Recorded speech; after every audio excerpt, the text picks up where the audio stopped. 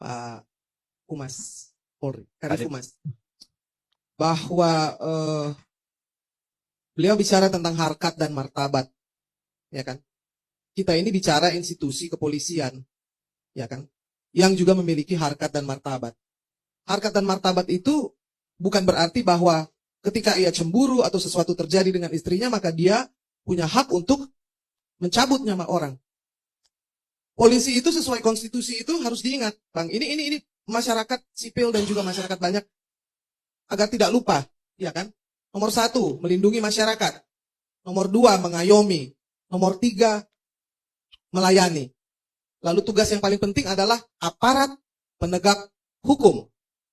Jadi apapun alasan yang sekarang sedang dikarang atau dibuat sebagai senario baru, itu nggak akan laku. Kenapa? Karena satu nyawa sudah melayang.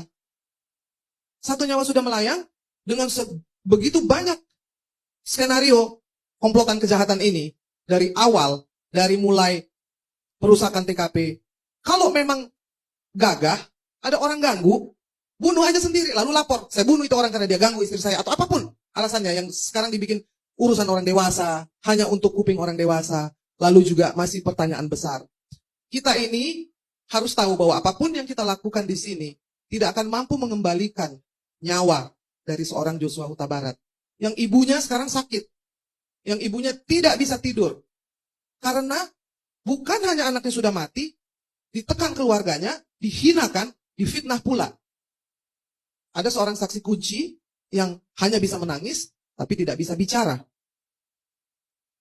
Kita ini rakyat Indonesia, janganlah, berhentilah dianggap seperti kera. Kepolisian itu adalah aset kita, ya kan? Kejadian ini membuat kita berpikir, jangan-jangan sering sekali ada TKP-TKP yang dikarang-karang.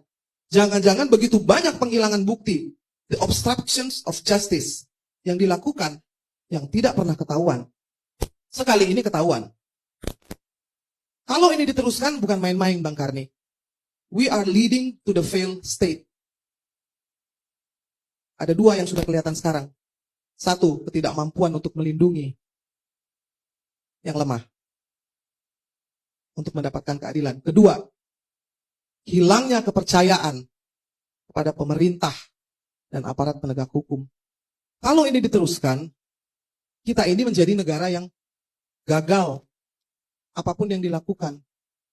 Jadi menurut saya, kejadian ini membuat kita harus melihat, to see behind the scene.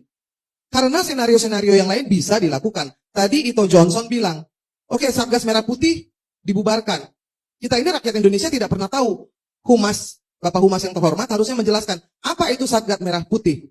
Kapan dia didirikan? Apa tujuannya? Siapa saja di dalamnya? Kenapa harus ada? Lalu kenapa dibubarkan? Apa hubungannya dengan Verdi Sambo? Jadi hal-hal seperti itu yang transparan itu tidak perlu harus diulang-ulang oleh Presiden Jokowi. Harus lagi Mahfud MD bilang lagi. Seolah-olah polisi ini tidak paham tugasnya apa. Iya kan? Ada pendidikan publik dan dukungan masyarakat yang menjadi sangat amat penting. Apapun institusi di negeri ini tidak bisa jalan tanpa ada dukungan publik atau dukungan masyarakat. Itu yang diabaikan dan dianggap remeh selama ini. Jadi, saya pikir bahwa kalau ingin terbuka, ingin transparan, diurut dari awal. Diurut dari awal, kami salahnya di sini. Ini yang melakukan Sambo, ini yang melakukan ini. Urusan pidana nanti pengadilan. Tapi yang namanya transparansi, mengedukasi publik itu nggak ada urusannya sama jaksa sama hakim, Pak. Apa Bang Karni? Iya dong. Kalau yang namanya penyidik itu tugasnya begini, tetapi dia tidak melakukannya. Orangnya ini namanya, dia dari Kasat Serse, dari Jakarta Selatan. Dia sedang kami kurung karena dia melakukan ini. Jadi rakyat jadi pandai. Kalau sekarang ini bukan hanya orang tua Joshua yang bingung, bukan hanya orang tuanya Baradae yang putus asa. Seluruh rakyat Indonesia yang sudah di titik nadir kepercayaannya, itu akan semakin berkurang dan berkurang. Jika ini tidak disadari, maka akan ada sambo-sambo yang lain.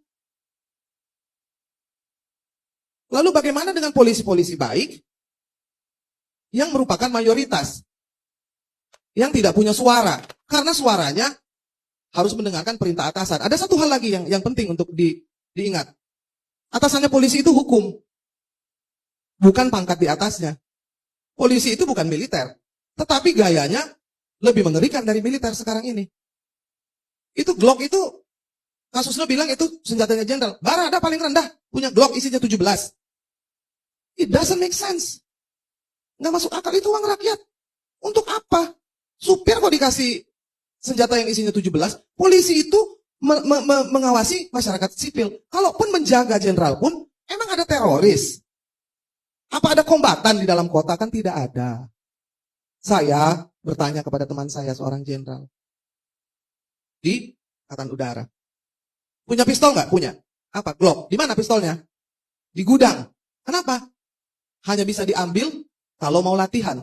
Itu pun dicatat. Tanggal berapa latihannya, berapa pelurunya. Kalau dikasih 10, maka 6 bulan kemudian harus tetap 10. Apakah sistem seperti itu sudah dijalankan di kepolisian? Kami ingin tahu. Saya sebagai seorang ibu yang merasakan betapa pedihnya perasaan ibu yang kehilangan anak, kemudian difitnah, tidak boleh dibuka petinya, tidak ada lagi penjelasan. Semua yang dilakukan ini seolah-olah tidak ada rasa kemanusiaan sedikit pun. Semua tadi Bang Karni bilang judulnya kebohongan apa lagi? Kebohongan apa lagi? Kebohongan itu berlumur darah, Bang Karni. Itu yang harus diingat. Ada darah dalam kebohongan itu.